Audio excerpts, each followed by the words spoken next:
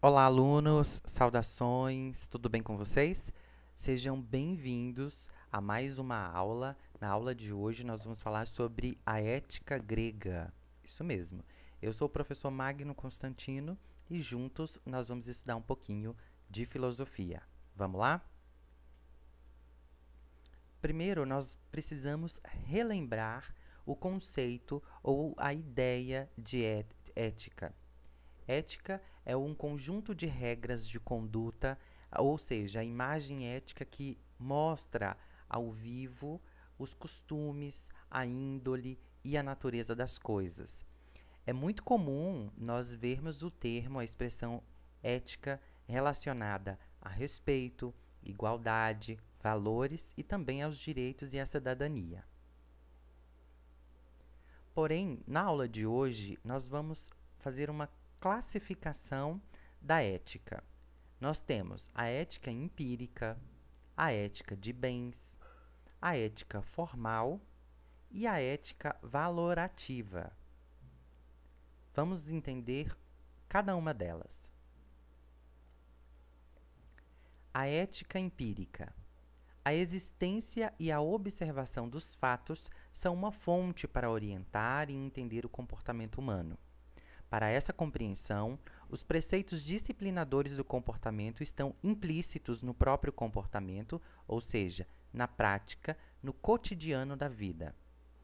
Não questiona o que o ser humano deve fazer, mas examina o que o ser humano normalmente faz. Sendo assim, cada ser humano age de uma maneira e isso nos leva para o relativismo ético.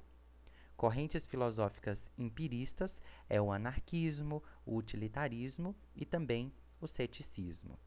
Então, a ética empírica, ela nos traz a ideia de sermos éticos porque nós observamos assim, o que o outro faria no meu lugar. Bem, se a grande maioria fizesse dessa maneira, portanto, eu também vou escolher agir dessa maneira. Isso se denomina ética empírica. Vamos agora entender a ética de bens. Há um bem supremo fundamental. A criatura humana, ela é capaz de se propor fins, eleger meios e colocar em prática os últimos para alcançar os primeiros. O ser humano tem fins superiores que orientam o comportamento humano.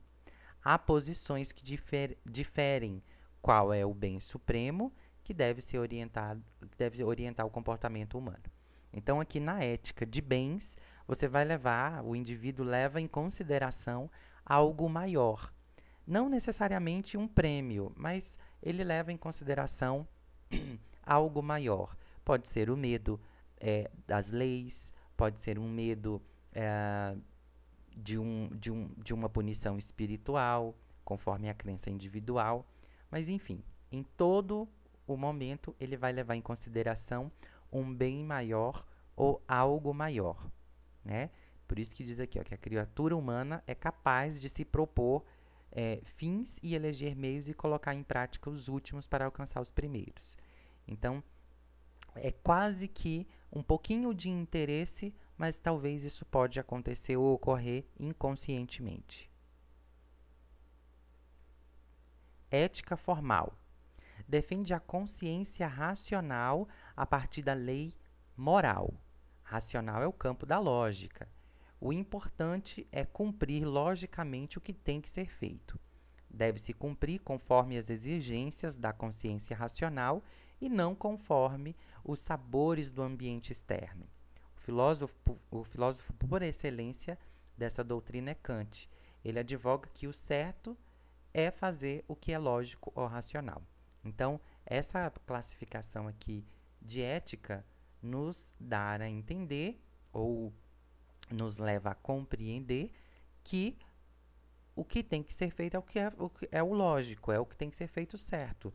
É inquestionável, é seguir as regras e pronto, acabou. Se a lei manda que faça dessa maneira, portanto, escolheremos seguir a lei. A isso dá-se o nome de ética formal. E, por fim, nós temos a ética valorativa.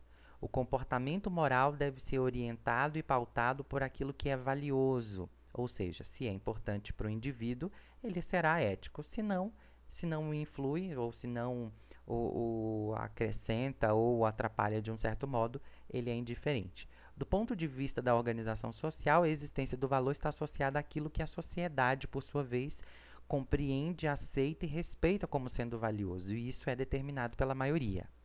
Isso é uma convenção dos valores que expressa nas leis ou nos códigos morais aprovados pela sociedade através do legislativo municipal, estadual e federal. Então, essa ética aqui de valor, ela vai seguir aquilo que é valioso, ou seja, aquilo que é determinado pela maioria.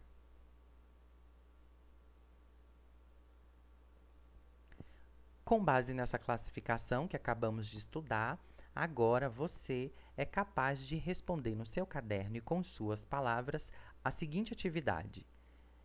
Explique qual é a diferença entre ética e moral. 2. Dê um exemplo prático de ética empírica. Em que momento ou em que situação o ser humano age com a ética empírica.